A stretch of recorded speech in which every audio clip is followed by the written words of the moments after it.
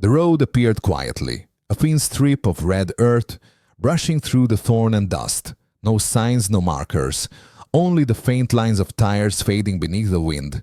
The Sahel rarely announces itself. It prefers stillness, long stretches of heat where even sound feels cautious. On evenings like this, the light dims early and the horizon narrows into a muted line of rust-colored haze. Somewhere in that haze, the insects began their steady rhythm, a dry, trembling chorus that rises when the air grows uneasy, the kind of sound that hints at movement before movement arrives. Between the bushes, shadows leaned into the silence, not enough to take shape, just enough to remind the road that it is watched. Dust drifted in slow spirals, grass quivered without wind. A stillness settled, fan and heavy, as if the land was holding its breath. Nothing moved, but the silence carried weight, the kind that lingers when a path has been chosen long before any traveler steps onto it. Step forward gently.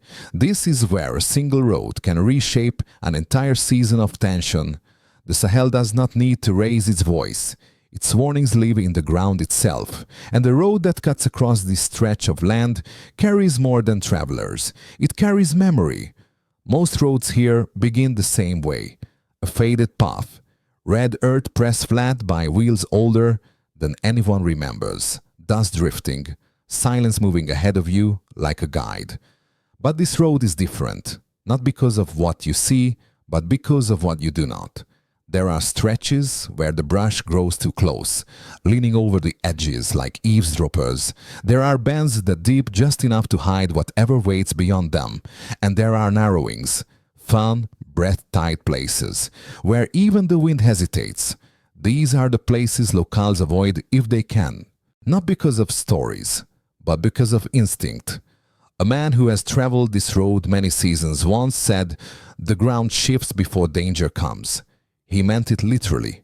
He meant the way the sand feels heavier, the way the air thickens, the way every sound grows sharper, even though nothing seems wrong.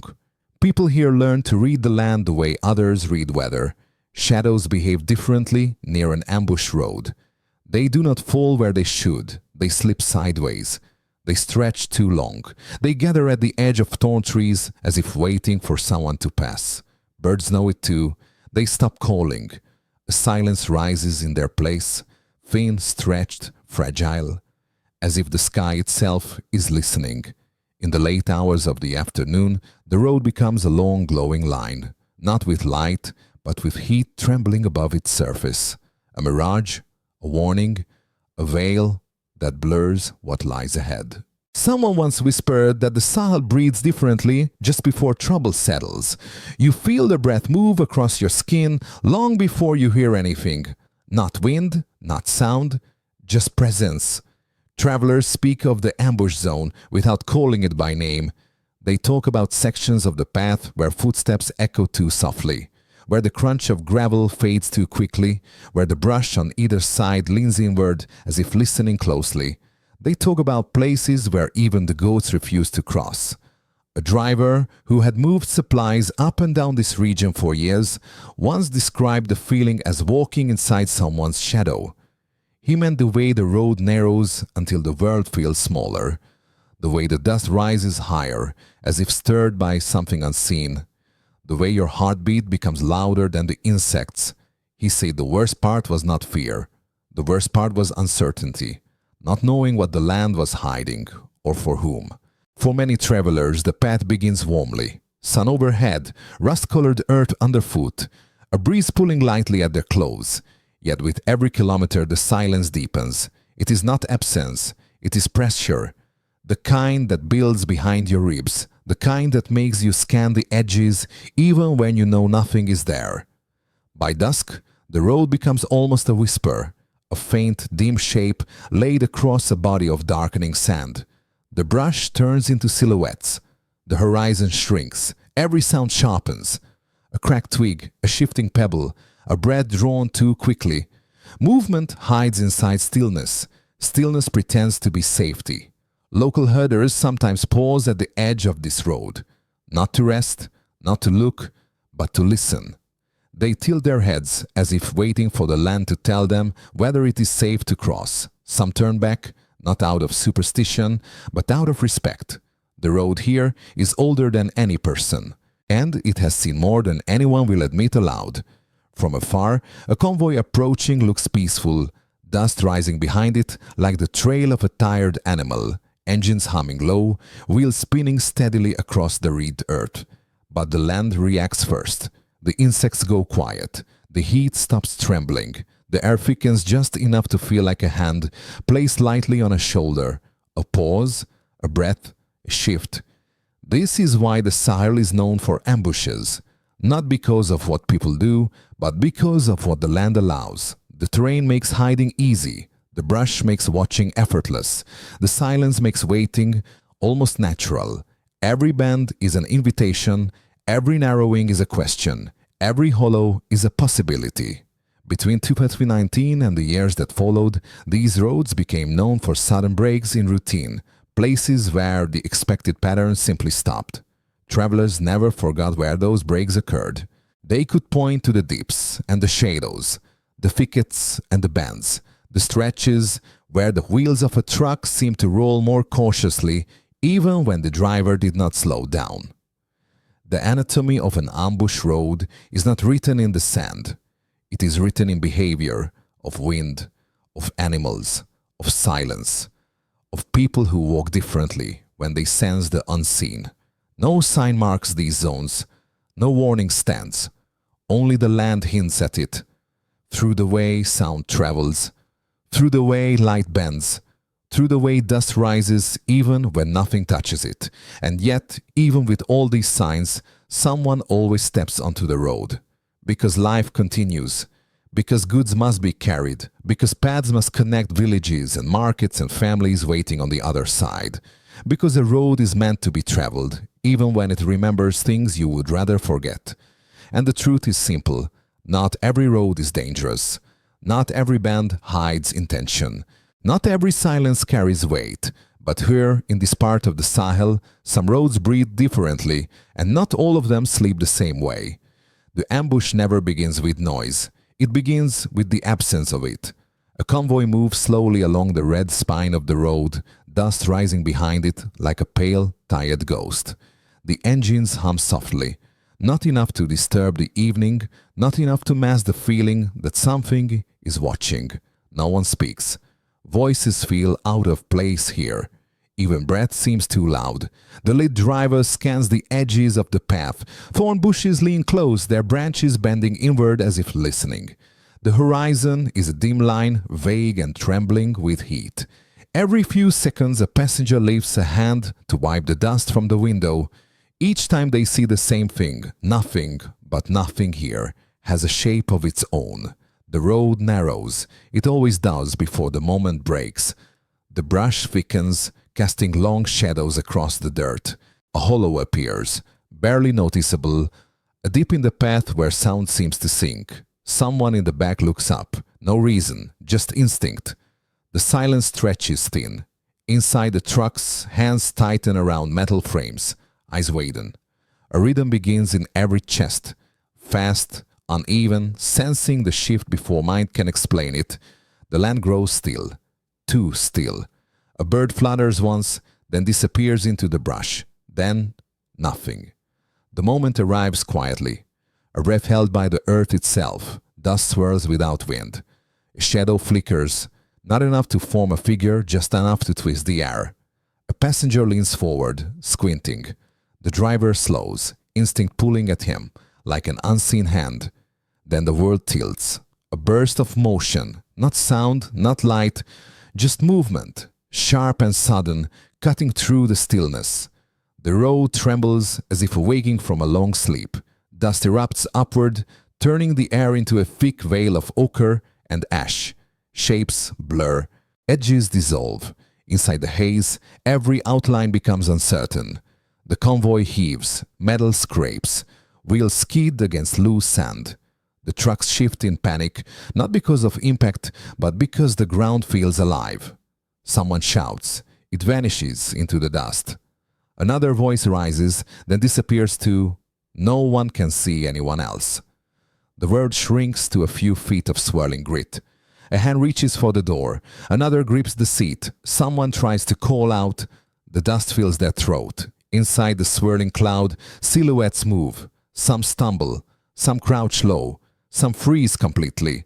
A man steps down from the back of the convoy. His boots sink slightly into the sand. He tries to look left, only brown haze. He tries to look right, only shifting shapes, breathing with the storm of dust. He hears footsteps, light, floating, directionless. He turns, but nothing takes form. Ahead, the driver pushes his door open. It creaks loudly. Too loudly for this place. He climbs down slowly, feeling the weight of the air. The dust thickens around him, curling like smoke. His eyes water. He wipes them with the back of his hand, leaving a streak of red earth across his cheek. He takes a step, and the ground answers. A vibration travels through the soil, small, almost delicate, like a whispered warning. He stops. The vibration continues. Soft pulses, moving beneath his feet, as if the earth is remembering what comes next. Behind him, someone calls his name. The voice is swallowed immediately, absorbed into the dust storm. Another shadow flickers in the haze. Tall, uncertain, gone before he can steady his breath. He raises his hand, trying to signal the others. The dust bends around his fingers, twisting the gesture into something unrecognizable. He whispers to himself, "Where is everyone?" The road doesn't answer. The convoy tries to reorganize. A few step closer. A few retreat. A few stay exactly where they are, afraid to move, afraid to choose the wrong direction. The dust makes strangers of them all. Faces vanish, bodies blur. Even the trucks look like wounded silhouettes in the choking air. Then, somewhere in the haze, a sound breaks through. Not loud, not sharp, just a muffled thud, distant and uncertain. The driver turns his head. He cannot tell where it came from. Left, right, ahead. The dust trembles again. A ripple passes through it, as if something large has shifted position. His breath catches. For a moment, the world feels suspended, caught between stillness and collapse. He tries to step back toward the truck. His foot finds air. He stumbles, grabs the door frame, pulls himself close. Inside the cabin, the radio hisses with static. A voice tries to cut through. Only fragments reach him. Pool, the back. Cannot see. Shadows. Everywhere. The words crumble before they form. In the center of the dust, silhouettes continue to move. Some slow, some sudden, none clear. The road holds them all in its grip. Drivers, passengers, shadows, and the unseen presence that turn the air into this trembling haze. Nothing is certain now. Not position, not direction, not safety. Only one truth remains. In the dust-filled dusk of the Sahel, no one knows who is still standing. The dust settles slowly after an ambush, not all at once. It drifts, hesitates, and then lowers itself over the land like a blanket, trying to hide what happened. Long after the convoy disappears, the road remains changed. Villagers sense it first. They arrive at the crossing with their baskets, their herds, their quiet hopes of reaching the next market, but something in the air tells them to pause. The silence is wrong, too heavy, too slow, too thick. A woman with a clay pot balanced on her head takes one step forward, then stops. She looks at the brush. No movement. She looks at the dust, still rising from far away, as if the earth is sighing. She waits. Sometimes waiting is the only protection people have.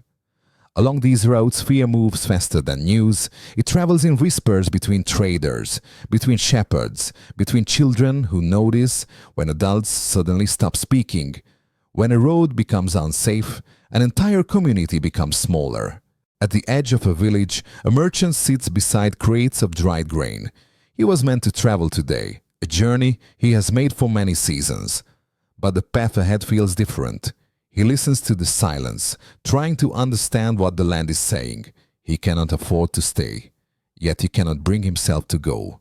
The distance between survival and danger has never felt this thin. Families gather under neem trees to discuss routes. Voices lower, eyes wander. Someone mentions another caravan that never arrived. Someone else talks about a stretch of road where footsteps echoed strangely. A grandmother suggests a detour, a longer, harsher path through rough ground and thorn.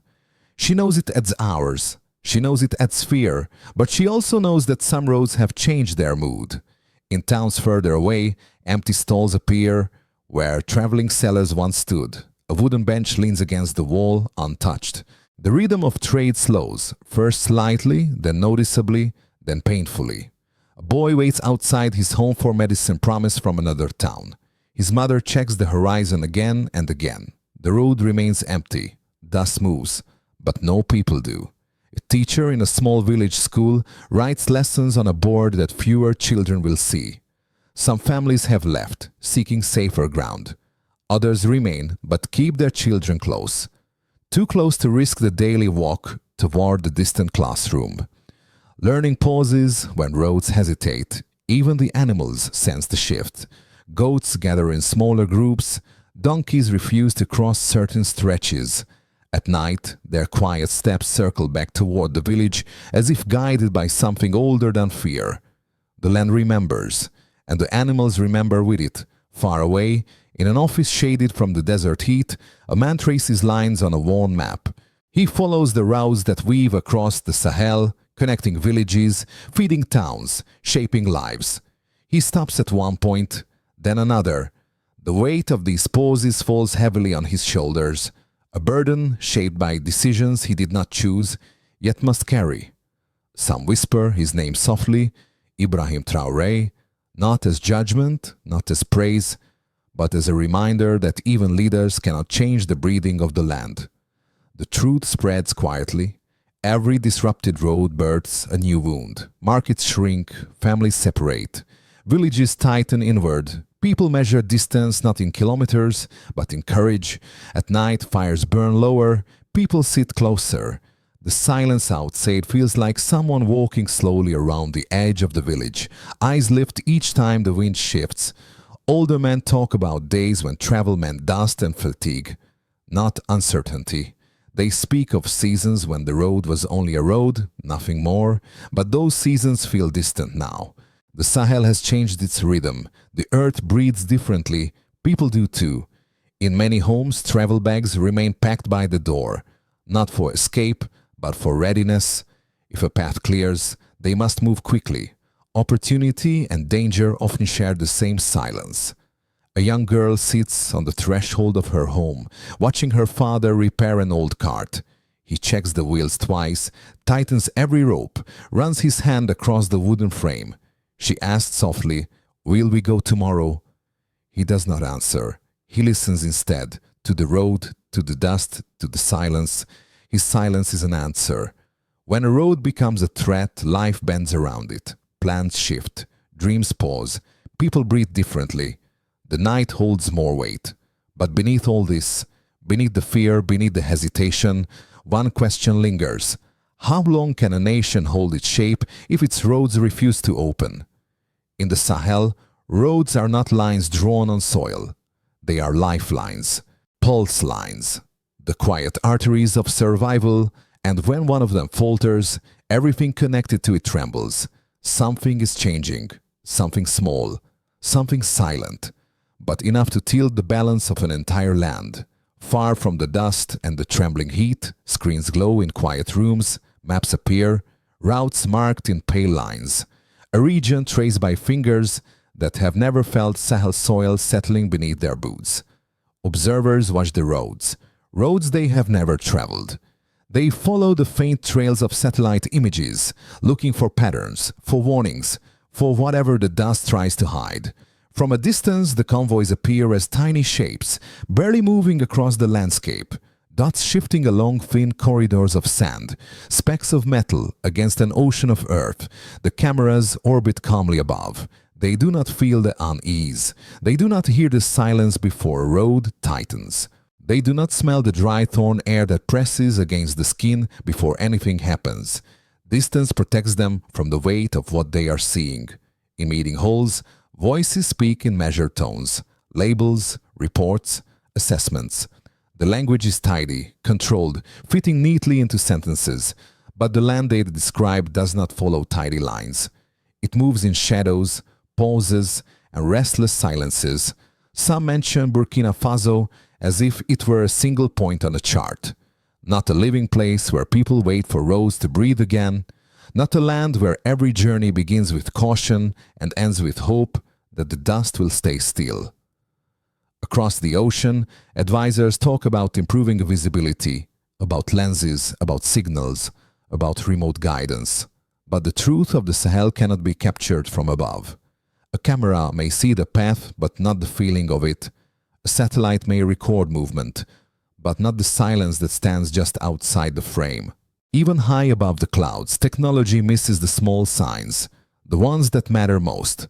The way goats refuse to cross a stretch of dirt, the way elders look twice at the horizon, the way dust rises without a single footstep touching it.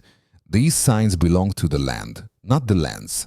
From afar, the world tries to understand the struggle of those who move through this heat. Drivers, merchants, families, each step a measured risk, each road a fragile promise.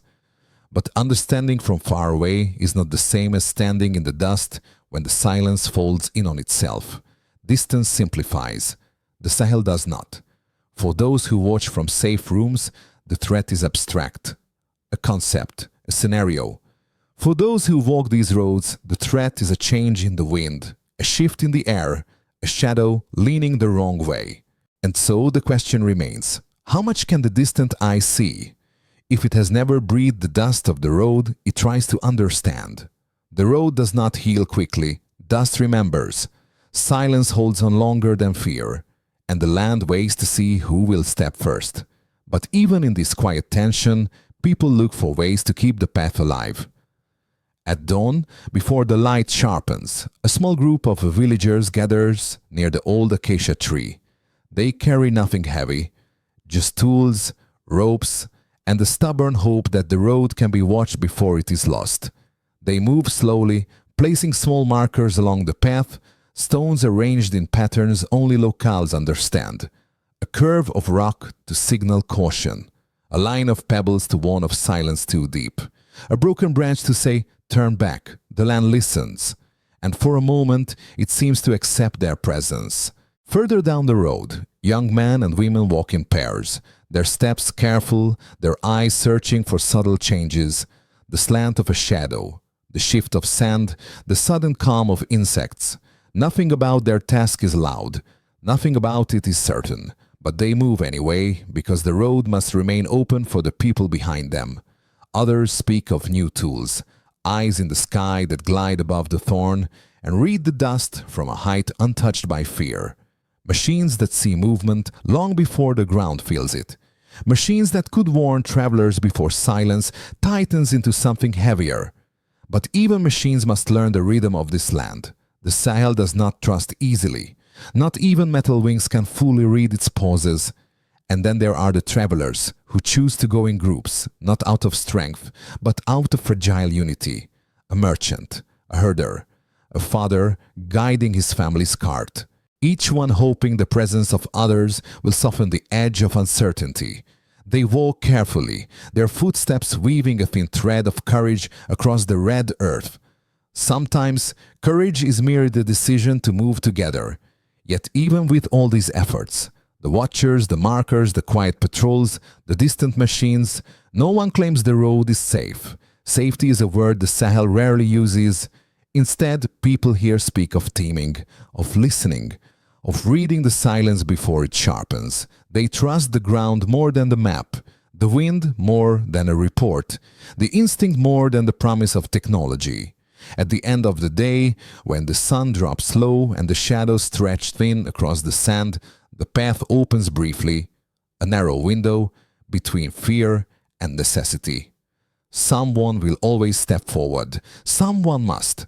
And when the first foot touches the road, the land seems to hold its breath again, quiet, watchful, uncertain.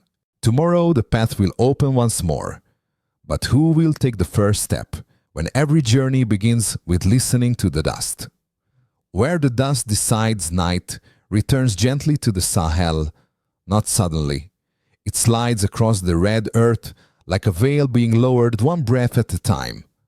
Along the long, trembling line of the ambush road, the last traces of daylight fade. Shadows stretch, contours soften. The land folds into itself, as if keeping its own secrets close. People retreat to their homes, but no one forgets the road. Even in sleep, its silence lingers. The memory of dust rising, of shadows leaning inward, of footsteps swallowed too quickly. These impressions stay long after the day ends. A mother closes her door and glances once more at the horizon. A herder secures his animals and listens to the quiet settle. A young boy sits by the fire, tracing lines in the dirt. Lines that resemble roads he has never walked but already fears. Far away, someone in a room lit by dim lamps studies a map of these same roads. He tries to understand how a single path can shape the lives around it. He tries to imagine the sound of silence before it breaks. Some whisper the name Ibrahim Traoré as they look to the future. A future uncertain, fragile, woven through roads that breathe differently each season. But even a leader cannot command the dust. He can only walk with it, listen to it, wait for the land to loosen its grip. In Burkina Faso, every stretch of red earth is more than ground. It is a pulse, a warning, a quiet promise that survival depends on reading the earth as much as reading the sky. Travelers know this truth, elders know it deeper, and even those who carry authority, Ibrahim Traoré among them, must acknowledge that the land chooses its own rhythm. As the night settles fully, the road lies still. Dust drifts in slow circles. The horizon loses shape. Everything quiets until only the faint breath of the desert remains, and in that breath one truth endures. The Sahel keeps its answers, the road keeps its silence, and only the dust knows what comes next.